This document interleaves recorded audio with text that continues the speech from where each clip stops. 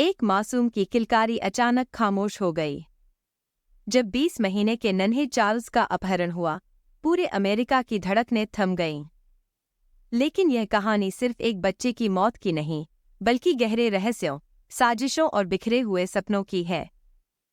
जानिए कैसे सदी का सबसे बड़ा अपराध आज भी अपने जवाब ढूंढ रहा है। 1 मार्च 1932, यह दिन हमेशा के लिए अमेरिकी इतिहास में एक काले अध्याय के रूप में दर्ज हो गया। यह वही दिन था जब चार्ल्स लिंडबर्ग, जिन्होंने अटलांटिक महासागर को अकेले पार करने का इतिहास रचा था, उनके 20 महीने के बेटे चार्ल्स ऑगस्टस लिंडबर्ग जूनियर का अपहरण कर लिया गया। यह घटना न सिर्फ एक व्यक्तिगत त्रासदी थी, बल्कि पूरी दुनिया को स्तब्ध कर देने वाली एक भयावह हकीकत थी। चार्ल्स जूनियर अपने माता-पिता के जीवन का केंद्र था। उसकी मासूमियत और हंसी उनके घर को रोशन करती थी।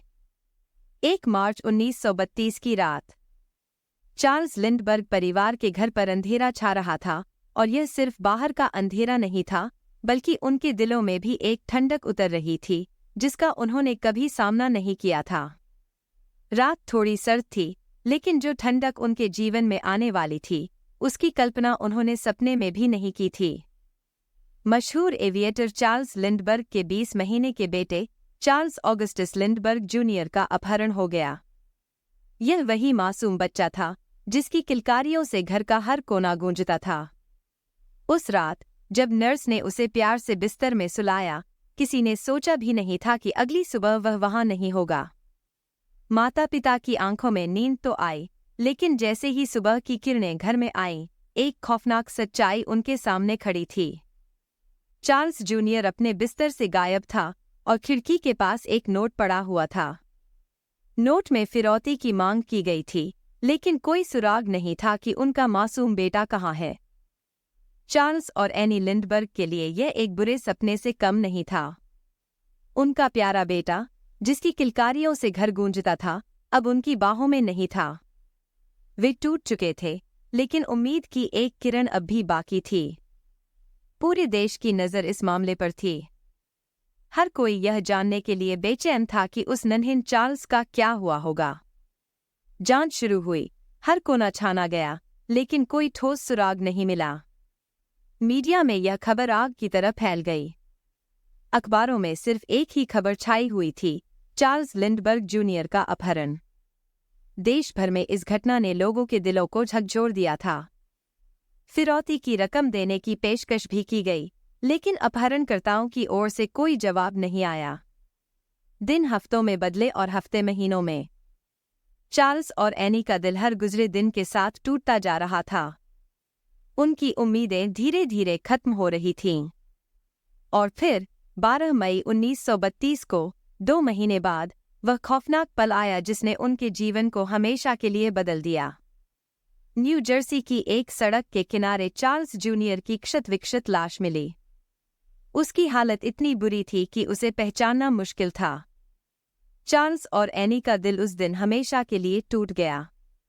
उनके बेटे की मासूमियत का अंत इतनी बर्बरता से हुआ था कि उन्होंने सोचा भी नहीं था। उस मासूम के साथ क्या क्या हुआ होगा? उसकी छोटी-छोटी आंखें उस दर्द को कैसे सहन कर पाई होंगी? ये सवाल हर माता-पिता के दिल में एक घाव छोड़ गए, जिसका कोई मरहम नहीं था। पूरे अमेरिका में शोक और गुस्से की लहर दौड़ गई। यह सिर्फ एक बच्चे की मौत नहीं थी, यह अमेरिका की मासूमियत की भी मौत थी। जनता में खौफ और निराशा थी। इस हत्या ने पूरे देश को झकझोर दिया था, और यह मामला सदी का सबसे बड़ा अपराध बन गया। अधिकारियों ने कड़ी मेहनत से जांच शुरू की और आखिरकार 1934 में ब्रूनो रिचर्ड हॉप्टमैन नाम के एक बढ़ई को इस अपराध के लिए गिरफ्तार किया गया। उसके खिलाफ सबूत जुटाए गए और उसे 1936 में इलेक्ट्रिक चेयर द्वारा मृत्युदंड दे दिया गया। लेकिन हॉप्टमैन ने अपनी मौत तक अपनी बेगुनाही की दलील दी। लोगों के दिलों में एक सवाल हमेशा के लिए रह गया, क्या हॉप्टमैन असली अपराधी था? या फिर इस अपराध के पीछे कोई और था, जो अब भी आज़ाद घूम रहा था? क्या यह एक गहरी साजिश थी, जिसका पर्दाफाश कभी नहीं हुआ? आज, इस घटना को लगभग 100 साल हो चुके हैं, लेकिन यह मामला अभी भी रहस्य से घिरा हुआ है। हाल के डीएनए परीक्षण और नई अटकलें इस बात को हवा दे रहे हैं कि शायद उस रात कुछ और हुआ था जो दुनिया की नज़रों से छुपा रह गया। इस मामले ने सिर्फ न्याय व्यवस्था पर ही सवाल नहीं उठाए, बल्कि यह भी दिखाया कि कुछ घाव इतने गहरे होते हैं कि समय भी उन्हें नहीं भर पाता। चार्ल्स लिंडबर्ग जूनियर की मौत ने केवल एक परिवार को नहीं तोड़ा, बल्कि एक पूरे देश की मासूमियत को छीन लिया। उसकी छोटी सी जिंदगी एक बड़े रहस्य में तब्दील हो गई, जिसका जवाब शायद आज भी किसी के पास नहीं है।